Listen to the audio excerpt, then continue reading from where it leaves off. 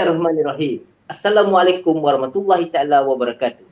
Waalaikumsalam warahmatullahi wabarakatuh. Saya perkenalkan diri saya. Saya Muhammad Fidaw Biramli, pemegang nombor 266111. Terima kasih.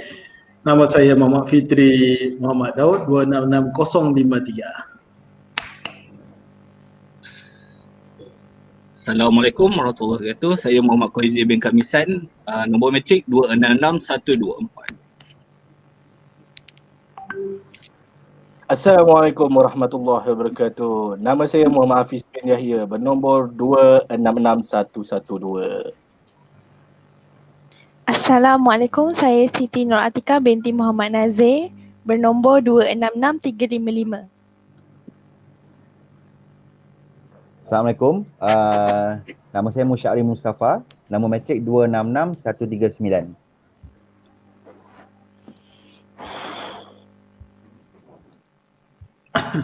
Terima kasih Musyari.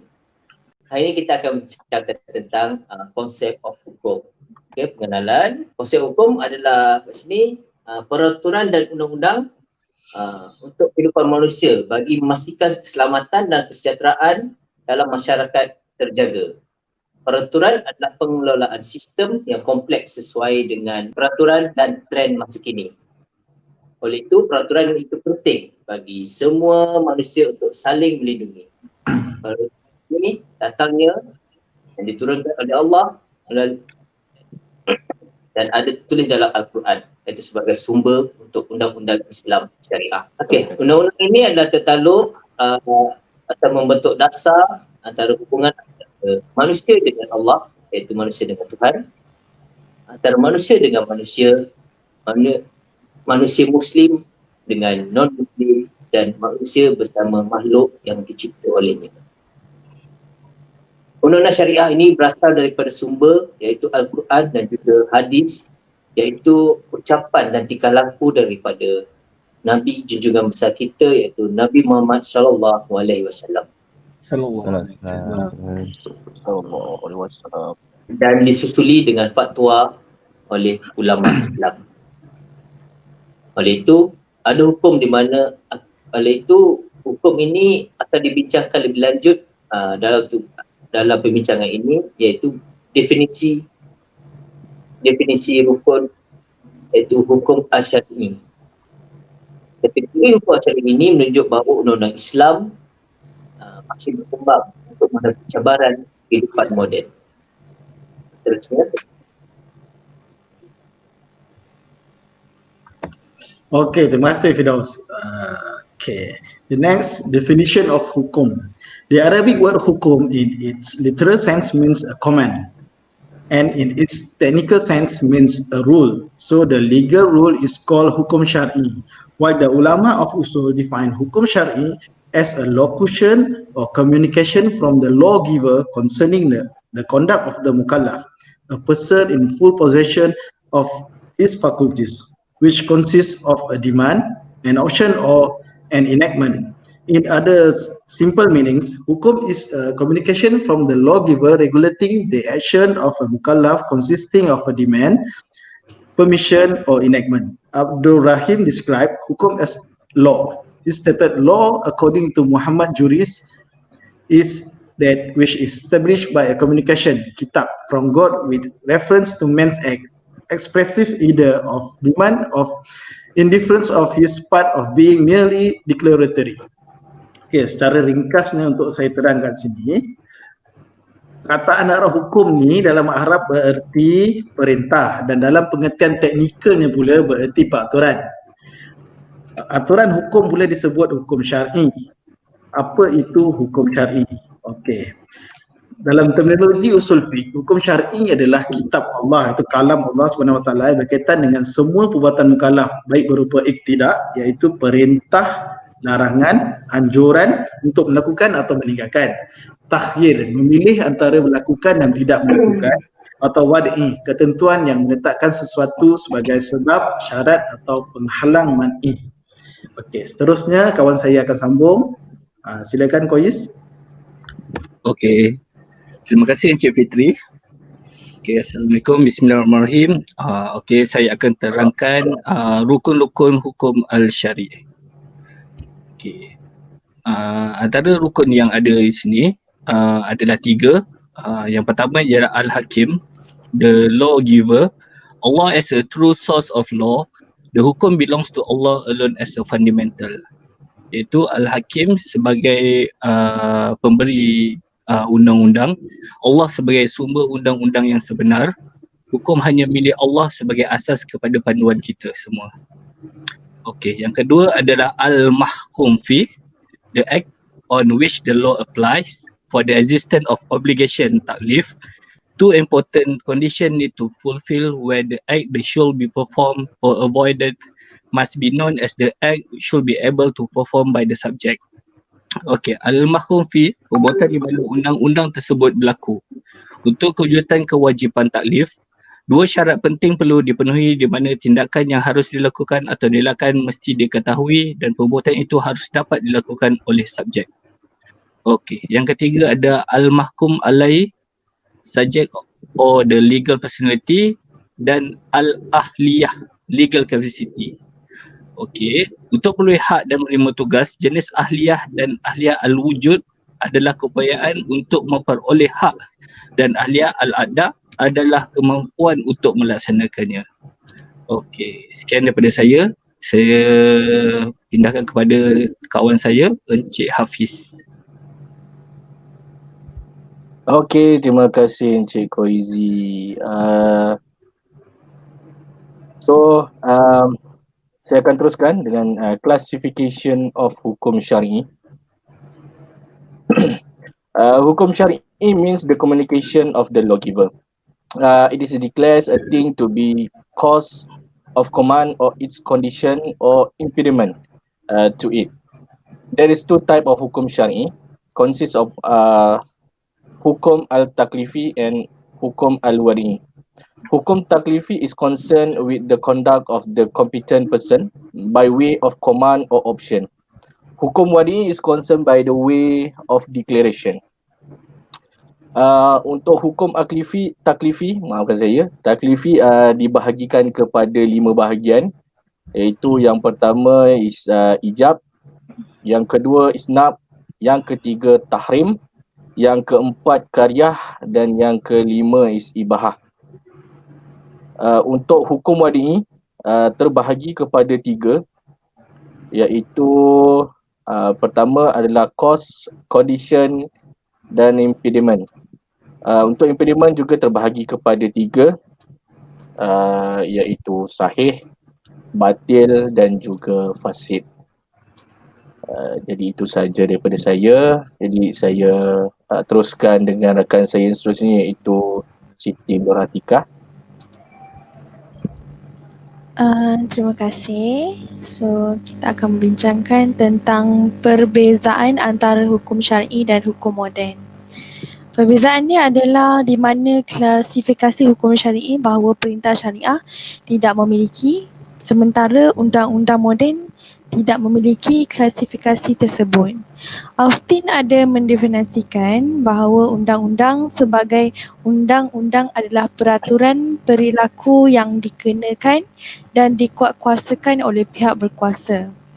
Istilah undang-undang yang diterapkan pada peraturan umum yang memiliki beberapa kewenangan di belakangnya yang dikuatkuasakan oleh kekuasaan unggul dan disebut undang-undang yang penting.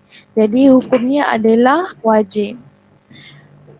Subjek undang-undang Islam adalah hukum syar'i dan hukum Islam secara keseluruhan dan secara komprehensif membahas semua bidang kehidupan, ritual, masalah keluarga, transaksi dan jenayah. Tetapi menurut perundangan Islam, undang-undang Islam adalah satu unit dan menangani semua bidang kehidupan secara menyeluruh. Ini menunjukkan bahawa syariah berbeza dengan undang-undang moden mengenai struktur dan penguatkuasaan. Itu sahaja daripada saya. Teruskan kepada kawan saya, Muhammad Musyari. Minta maaf Ika, nama saya tak ada Muhammad, Musyari sahaja. Okey, terima kasih Hika. Okey, sekarang ni saya akan terangkan application of hukum and law of contract. Okey, seperti yang dibahaskan sebelum ni, berdasarkan klasifikasi syiat menjadi sihah, nifat, luzum, diaplikasikan kontrak dalam syariah menjadi lebih luas dan lebih komprehensif lah. Okey, seperti sahih, batil, fasid, mukaf, lazim, lazim dengan last sekali adalah muakkad. Okey, sorry. Okey, undang-undang moden ni mengklasifikasikan kontrak kepada 3 jenis lah. Iaitu yang pertama ada kontrak sah, kontrak tidak sah dan kontrak terbatal. Okey, kat sini saya nak bagi contoh lah. Okey, jika seorang jurujual kereta membuat kontrak untuk menjual kereta kepada remaja, tetapi jurujual tu dapat tahu bahawa remaja itu di bawah umur lah, maka kontrak tersebut akan terbatal. Okey, sebab dia memberi persetujuan dengan sewajarnya dan tidak memenuhi elemen kontrak yang sah. Okey. Sementara syariah ni telah mengklasifikasikan lebih luas lah. Ini disimpulkan sebagai perbandingan dengan undang-undang syariah dinyatakan dengan baik, mudah difahami dan undang-undang yang lengkap untuk dilaksanakan pada peringkat individu dan kolektif dengan mudah. Itu saja daripada saya. Kembali semula kepada Muhammad Firdaus, pengurusi HK. Silakan. Okey, terima kasih Musyari. Dan kita ke kesimpulannya lah, iaitu apa yang telah kita bincangkan berkenaan dengan topik masing-masing. Jadi konsep hukum, kesimpulannya di sini, perbincangan ini dapat menemui secara perinci di mana peraturan dan nilai ketetapan dalam Islam disebut asbab dan yang memerintah atau peraturan tidak akan disebut hukum. Terdapat dua jenis hukum syar'i, iaitu al-hukum dan al-taqlid. Hukum pertama atau mendefinisikan hukum akan diberikan kepada 5 kategori, iaitu ijab, nad, tahrim, karyah dan ibahah. Sementara al-hukum al-taqlid hadir dengan 3 kategori. Kategori ini disepakati oleh para ulama, iaitu para sarjana Muslim, iaitu tiga kategori tadilah: sebab, keadaan dan halangan. Oleh itu peraturan dan undang-undang sangat manfaat, sangat diperlukan di kehidupan manusia. Tanpa undang-undang, dunia kita akan menjadi kucing kacir. Tanpa hukuman, manusia akan hidup sambil lewa. Jadi kita perlukan, jadi setiap manusia tidak kira Muslim ataupun non-Muslim, undang-undang itu sangat penting. Jadi patuhilah SOP. Stay at home. Kerap Terima kasih. Don't drink and drive. Jadi tuan-tuan dan puan-puan semua, ya, bila kita teguh, iman kita kuat, peribadi kita teguh, insyaAllah keluarga kita akan aman, dunia kita akan tenteram. Itu yang penting tuan-tuan dan puan-puan semua. Assalamualaikum warahmatullahi taala wabarakatuh. Waalaikumsalam. warahmatullahi wabarakatuh.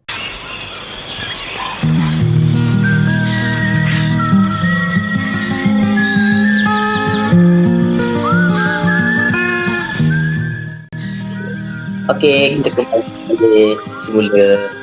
Okey, kepada kami 6 orang ini, seperti yang Dr. Zairi maklum, yang diwar-warkan sebagai grup HK, kami semua ingin mengucapkan terima kasih banyak-banyak kepada doktor atas ilmu yang telah doktor berikan atau ajar yang telah doktor berikan sepanjang sepanjang semester ini. Kami berharap hasil kerja kami ini dapat memuaskan hati doktor dan kerja-kerja kami ini dapat mengembirakan hati doktor. Harap doktor ajar kita sem-sem akan datang. Harap Teruskan. Kita habis belajar. harap doktor tak boring, harap doktor tak jemu dengan Dengan kami bernam. harap doktor seronok dengan kami. Doakan kami semoga berjaya sampai habis. Maafkan kami Habis. juga. Semoga doktor pun sukses dan doktor boleh mensukseskan kami. Betul. Alright. Terima kasih doktor. Doktor Okey, terima memang kasih. baik. Okey. Awesome. Thank you doktor. Apa-apa pun doktor, jangan lupa SK forever. Yeah. Ya. Adik. It might seem crazy what I'm about to say. Tu. Sunshine, she's Assalamualaikum warahmatullahi taala wabarakatuh. Saya perkenalkan diri saya. Saya Muhammad Fitri, pemegang nombor 266111. like I don't care, baby, about Terima kasih. Nama saya Muhammad Fitri bin Muhammad Daud 266053. if you feel like a room without a roof. Okay. Clap along Assalamualaikum, saya Muhammad. Assalamualaikum, saya along if you know what happiness is to you. 'Cause I'm happy. Clap along if you feel like that's what you want to do. Here come bad news from the internet.